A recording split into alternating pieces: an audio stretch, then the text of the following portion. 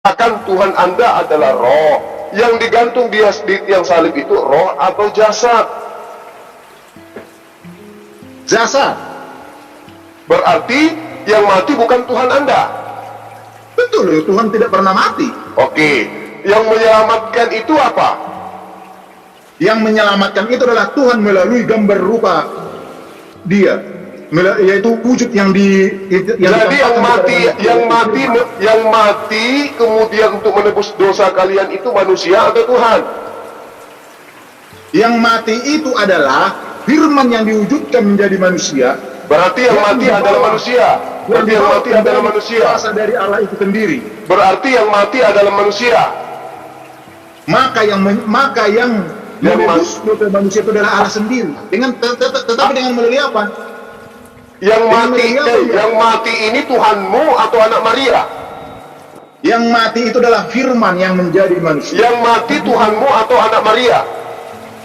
Yang mati itu adalah firman yang menjadi manusia. Anak Maria. Yang lahir melalui rahimnya Maria. Jadi yang mati ini anak Maria. Yang lahir melalui rahimnya Maria. Anak Maria atau bukan? Sebenarnya kata anak Maria di situ dalam pandangan manusia, karena firman yang menjadi manusia ini itu bukan berasal dari Palau ini orang. Saya tanya sama dengar. Kamu mengatakan, dengarkan, di dalam Yesaya 63 nomor 9 dikatakan, bukan duta, bukan utusan. Oke? Nah sekarang yang di atas tiang salib ini yang mati Tuhan atau utusan?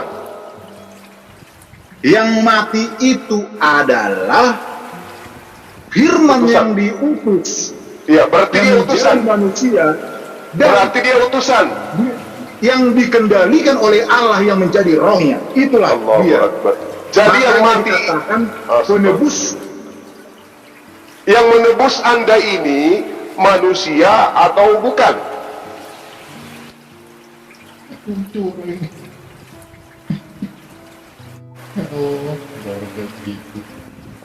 Yang Anda katakan tadi Tuhan Anda adalah roh.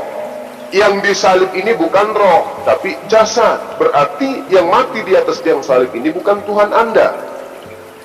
Anak Maria yang dibunuh, yang kemudian dilantik menjadi Tuhan oleh orang Kristen. Jadi Bang Suma tidak salah ketika Bang Suma mengatakan Kristen menyembah manusia. Karena yang mati di atas tiang salib adalah manusia. Tuhan tidak mungkin mati. Yang mati adalah manusia. Jadi yang menebus dosa manusia, dosanya orang Kristen adalah manusia. Oh tidak, karena begini Bang Juma. Yang mati di atas tiang salib manusia atau bukan? Bang Juma, perlu Bang Juma ketahui, kemanusiaannya Yesus berbeda dengan kemanusiaan manusia seperti kita. Oke, nggak masalah. Sekarang yang mati di atas tiang salib itu manusia atau bukan? Perbedaannya apa? Bang Juma inilah saya katakan. Saya tidak tanya masalah perbedaan. Kita sudah tahu Islam mengakui Yesus itu adalah Nabi, Yesus itu adalah Rasul. Dia diberi mujizat. Islam haruslah secara tuntas, tidak boleh Islam itu sudah tahu. Nah sekarang saya tanya, manusia yang luar biasa yang bukan manusia biasa ini, yang mati di atas tiang salib ini, manusia yang luar biasa atau dia adalah Tuhan? Sudah saya katakan sama Bang Juma harus ketahui dulu, apakah perbedaan kemanusiaan Yesus dengan kemanusiaan manusia biasa? Beda. Bang Juma ketahui. Beda. Yesus itu manusia super. Apa dia adalah pilihan Tuhan. Dia Nabi, dia Rasul, dia Mesias. Perbedaannya Yesus memiliki mujizat, manusia biasa nggak punya. Bukan itu perbedaannya. Perbedaannya roh yang ada dalam diri Yesus itu roh berasal dari Tuhan. Bukan itu perbedaannya. Roh yang ada pada diri manusia adalah roh manusia. Roh yang ada pada diri Yesus adalah roh Tuhan. Apalagi? Bukan itu perbedaannya. Itu perbedaannya. Lalu apa perbedaannya? Perbedaannya, makanya saya katakan, dengarkan saya Bang Juma. Perbedaan kemanusiaan Yesus dengan manusia biasa. Kemanusiaan Yesus tubuhnya itu berasal dari firman secara langsung. Bukanlah berasal dari debu tanah yang mengandung natur-natur dosa seperti kita pada umumnya. Apakah ini bukan kebodohan? Nah, semua Ini manusia namanya bahlul. Ini namanya, aduh. Sekarang saya tanya dulu, sekarang saya tanya dulu Bang Juma, firman. apakah Yesus itu berasal dari sel sperma? Ya, berasal. Sel sperma siapa? Daud. Tuhan. Siapa? Daud. Daud. Ya, Di mana Daud pernah bersetubuh dengan Maria? tidak perlu bersetubuh. Tidak perlu. Wah, kok bisa? Ilmu Ya. gaib dong. Lah, sekarang yang tidak bisa dilakukan oleh Tuhanmu apa? Ilmu Tidak gaib bisa. dong. Tuhanmu apakah tidak bisa menciptakan sperma di dalam rahimnya Maria? Tidak bisa. Apakah istrinya Bang Juma bisa mengandung tanpa Bang Juma Oh, melakukannya? jadi Anda samakan istriku dengan Maria gitu. Ya karena Maria sama seperti istrinya Abang, manusia biasa. Tapi kan malaikat tidak pernah datang kepadaku. Ya? Malaikat tidak pernah datang kepadaku. Kalau Maria, Aduh, sayang gerangannya banget. pernah datang. Aduh. Maria pernah datang malaikat. Malaikat Berarti pernah datang selama- kepada Maria, malaikat tidak pernah datang kepada istriku. Malaikat datang kepada Maria, Tuhan langit, Tuhan pencipta langit dan bumi yang maha kuasa mau engkau hamil. Tapi malaikat ini tidak pernah datang Bang kepada Juma. istriku. Bang Juma, berarti selama Bang Juma hidup belum pernah malaikat datang kepada Bang Juma?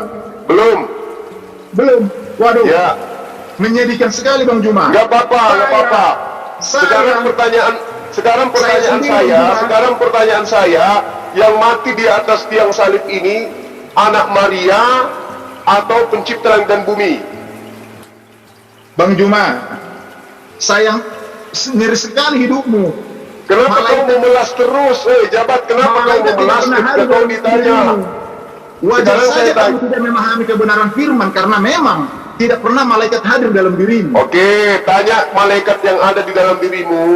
Bahwa Bang Suma tanya saya pertanyaan begini, apa kata malaikatmu? Kutanya, yang mati di atas tiang salib ini anak Maria yang adalah manusia atau pencipta langit dan bumi? Tanya malaikatmu, apa jawaban malaikatmu, wahai saudara Jabat? Kan sudah saya jelaskan tadi. Apa yang kau mati itu jelaskan? adalah- Lah, bagaimana sih Bang Juma ini? Yang mati di atas tiang salib ini manusia atau bukan? Apa yang kau bilang? Manusia yang Kan berasal sudah dari firman. dikatakan, wujud gambar dari Allah itu adalah sebagai penggenapan untuk menggenapi nubuatan-nubuatan yang ada di dalam hal penebusan dan penggenapan semua firman-Nya yang ada di kitab Perjanjian Lama. Yang saya katakan tanya, tadi, yang disalib makanya Bang ini Juma, manusia Bang Juma, atau bukan? Bang Juma, makanya saya selalu katakan sama Bang Juma, kenapa umat Muslim tidak memahami sampai sejauh itu? Karena kitab Perjanjian Lama itu, kitab Taurat dan kitab Injil dihilangkan oleh umat Muslim. Untuk apa? Untuk membenarkan isi Al-Quran. Kenapa itu dilakukan? Karena isi Taurat dan isi Injil bertentangan dengan isi Al-Quran. Begitu Bang Juma. Udah kemana-mana ya. Ya, ada ajaran kitab Taurat dan kitab Injil menyembah Coba seandainya Injil dan Taurat itu tidak dihilangkan, disatukan dengan Al-Quran, maka kita akan memahami kebenaran. apa Tuhan? Ini Bu Handi, Begitu loh. kan? Ini kalian sudah lari. Masa kalian membuat perkataan Ambil alih baju, ambil alih baju. firman-Nya yang begitu banyak? Dengarkan saya, saudara Jabat. Ya, jangan sampai saya kurang ajar sama Anda ya. Saya tanya Tidak sama apa-apa. saudara. Saya tanya sama Rohku saudara. itu adalah roh pemaaf. Rohku itu roh yang mengasihi. Sekarang saya tanya, yang mati di atas tiang salib itu manusia atau pencipta langit dan bumi? Kan sudah saya jelaskan dari tadi sama Bang Juma, bahwa yang mati di atas kayu salib itu adalah firman yang menjadi manusia, yang digunakan Allah untuk turun ke dunia supaya bisa bersama-sama dengan manusia untuk menggenapi firman-Nya. Berarti manusia.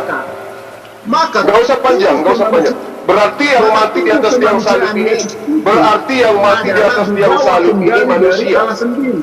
Berarti yang mati di atas tiang salib ini adalah manusia. Karena begini Bang Juma, karena Allah itu mengampuni dosa manusia tidak pernah yang namanya dengan ilmu gaib. Ya udah saya ampuni kau, masuk surga. Tidak pernah, harus ada bukti. Ya, Itulah jadi manusia. yang mati di atas tiang salib ini manusia. Harus ada bukti, Bang Juma. Buktinya ada yang mati di atas tiang salib teriak kepada Tuhannya, Eli Eli lama sabachthani. Yang mati ini manusia atau bukan? Nah, itulah yang perlu saya jelaskan. Pada saat Yesus berkata apa? Allahku, Allahku, kenapa engkau meninggalkan aku? Karena apa? Allah yang adalah rohnya akan meninggalkan tubuhnya. Dalam waktu sementara selama 3 hari. Berarti roh sudah keluar. Berarti roh sudah keluar. Nah, yang mati ini Tuhan atau manusia? Itulah firman yang menjadi manusia itu yang mati. Iya, saya tahu. Kau nggak usah muter ke situ yang saya Dan tanya. darahnya itu. Iya, saya tanya. Apakah yang dan darahnya itu bukanlah seperti darah manusia, seperti Iya. Oke.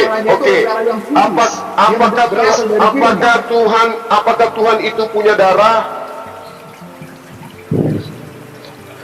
Sudah saya jelaskan dari tadi. Apa yang kau jelaskan dari tadi?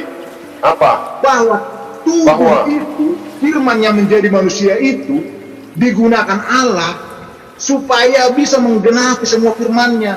Karena manusia itu butuh pembuktian, bukan dengan berkata, aku sudah mengampuni dosamu, masuk surga sini, kalian masuk neraka. Tidak ada seperti itu. Tidak, sekarang yang saya tanya itu samamu, saudara, yang mati, yang berdarah itu Tuhan atau manusia? Yesus.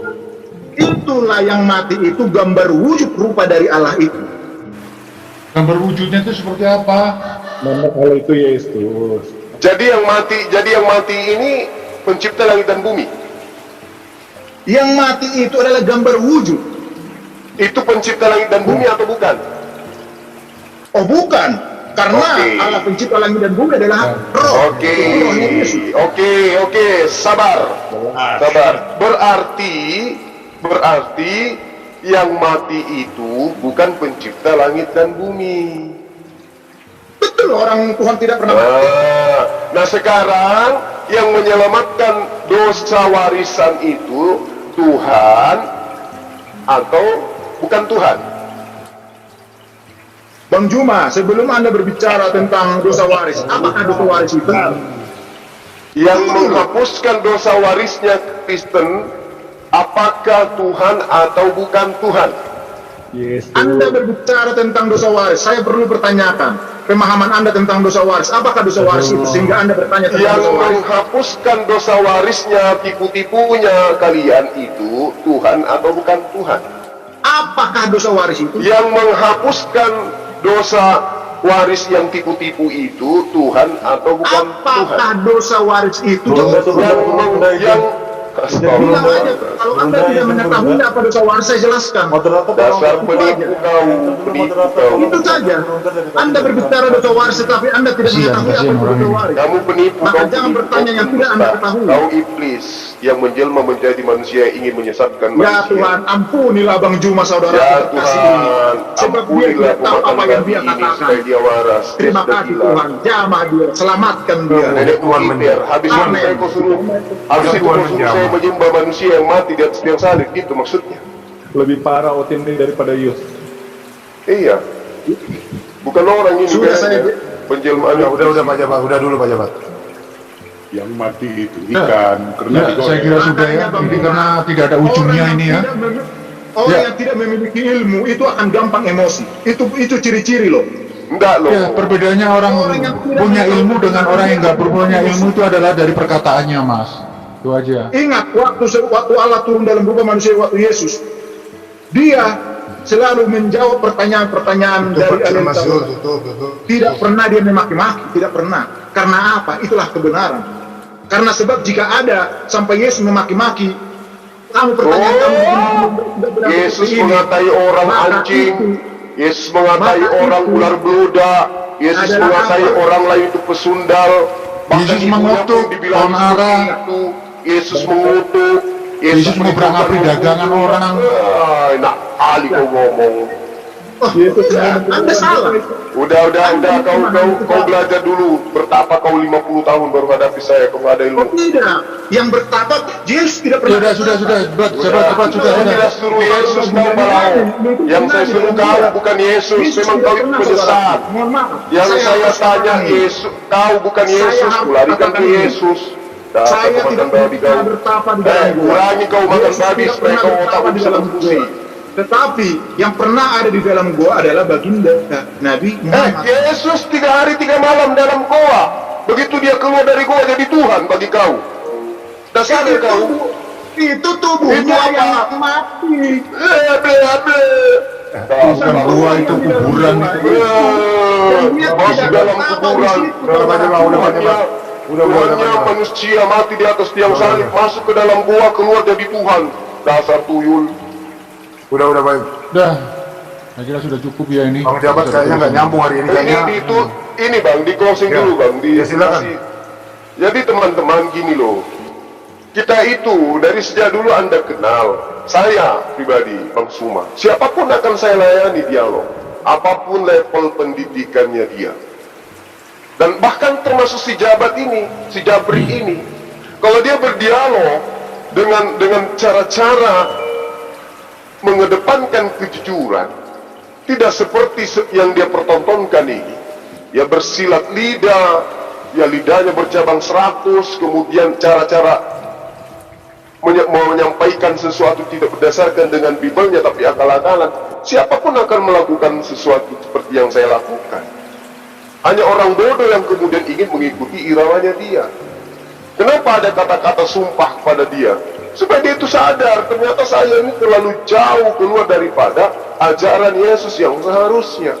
Ditanya apa, jawabnya apa. Ketika ditanya ke pojok, kemudian dia melintir salto kemana-mana. Yang menghapuskan dosa di atas tiang salib, dosa waris ini Tuhan atau bukan Tuhan? Dijawab, dosa waris itu apa? Ini orang-orang kayak begini. Ya, jadi kita umat Islam itu berdialog dengan siapapun siap. Selama yang mau berdialog itu dengan jujur, bukan dengan cara-cara tipuan kayak begini, kayak orang tidak waras gitu loh. Dibilang gila, tapi sedeng, dibilang sedeng, tapi sinting. Ditanya apa, jawab apa. Yesus tidak tahu apa-apa tentang dirinya sendiri, tapi dia, jauh melampaui ilmunya Yesus, jauh di barat langit dan bumi. Yesus tidak berkata-kata dari dirinya sendiri tentang Yesus, tapi dia berkata-kata tentang Yesus jauh melampaui keilmuan daripada yang diajarkan oleh Yesus. Makanya aku bilang, kalau dia begini keadaannya, bisa dia sesatkan orang Kristen semakin jauh. Dan bahkan kalau kita lihat dari standar keilmuannya, Yesus tidak berkata-kata dari dirinya sendiri. Pemahaman Yesus itu berasal dari Tuhannya, kemuliaannya pun berasal dari Tuhannya. Tapi si Jabat, segala upaya dia lakukan yang melampaui batas daripada pengajaran Yesus. Padahal Yesus mengatakan, aku menghakimi berdasarkan perkataan yang aku lakukan. Ternyata dia tidak. Dia bahkan lebih jauh daripada pemahaman Yesus yang datang kepada Bani Israel. Nah, inilah yang saya katakan, teman-teman. Saya minta maaf ketika saya melontarkan sebuah perkataan atau kalimat yang tidak mengenakan di kuping. Itu disebabkan karena kondisi di lapangan. Ya, lapangannya becek, banyak cicok meow. Jadi harus kita jelaskan supaya orang-orang ini itu bisa ngerti itu, supaya si Jabat ini bisa paham bahwa Bang Suma tidak bisa dibawa kepada cara dialog yang membuat orang itu menjadi bodoh dan menjadi bahlul. Dialog itu yang jujur-jujur saja, ya. Sedangkan saya jujur di dalam meluruskan kemudian apa yang terkandung di dalam kitabnya teman-teman Kristen. Saya dituduh sebagai orang yang suka memelintir. Saya dituduh sebagai orang yang suka menyesatkan terjemahan daripada Bibel kalian. Saya diceritakan di grup di Zoom mana. Semua Zoom Kristen yang ada yang terlibat dalam debat itu selalu mengatakan Suma itu selalu salah mentafsirkan. Sementara ini saya sudah meluruskan. Tugas saya meluruskan yang salah itu kalian, atau minimal kitab kalian yang salah di dalam menjelaskan sesuatu. Sudah dikatakan di dalam Yesaya 63 nomor 9, bukan duta, bukan utusan. Nah, sementara yang mati di atas tiang salib adalah utusan. Berarti dia bukan Tuhan. bukan dia yang menyelamatkan. Makanya kembali kepada Yohanes 14 yang dibawa tadi nomor 7 sampai nomor 9, itulah yang dikatakan bahwa Yesus itu utusan dan dia bukan Tuhan itu sendiri. Terbukti dengan pertanyaan Bang Ilyas, yang menebus yang mengampuni dosa manusia itu kan Tuhan. Yang mati di atas tiang salib bukan Tuhan. Berarti konsep penebusan dosa itu gugur dengan sendirinya, runtuh seketika. Kenapa? Karena ternyata bukan Tuhan yang mati di atas tiang salib. Harusnya pencipta langit dan bumi yang mati di atas tiang salib, ternyata bukan. Sedangkan yang ketakutan saja, ya, yang ketakutan kepada malaikat saja, nggak mau diakui. Kenapa? Karena yang takut itu katanya adalah jasadnya. Dan rohnya tidak takut. Berarti yang mati di atas tiang salib juga dia harus akui bahwa yang mati di atas tiang salib itu bukan rohnya, tapi jasadnya. Berarti yang menebus dosa warisan adalah manusia, bukan Tuhan. Berarti salah ketika dikatakan Tuhan dengan kasihnya maka dia datang mengambil rupa manusia, mati di atas tiang salib. Itu keliru semuanya. Artinya bahwa gugurlah penyaliban itu, karena ternyata yang mati di atas tiang salib bukan Tuhan, karena Tuhan tidak pernah mati. Yang mati adalah manusia. Berarti mereka yang menyembah Yesus sama dengan menyembah manusia. Saya kira begitu teman-teman sekalian. Sekali lagi saya minta maaf kalau ada kata-kata yang tidak berkenan. Itu adalah manusiawi. Berasal dari saya Bang Suma, mohon maaf yang sedalam-dalamnya terhadap para guru saya yang ada di Zoom ini, Zoom ZZZ, maupun semua teman-teman yang ada di channel-channel yang berafiliasi dengan ZZZ dan MNCI. Oke, saya kira begitu. Terima kasih banyak. Salam tauhid, salam satu Tuhan. Assalamualaikum warahmatullahi wabarakatuh. Waalaikumsalam warahmatullahi wabarakatuh. Nah, diskusi seperti ini atau hanya dinamika dalam berdiskusi. Ada tensi naik, ada turun, biasa itu loh. Makanya dalam berdiskusi itu harus kuatkan mental begitu ya. Jangan mudah terpancing.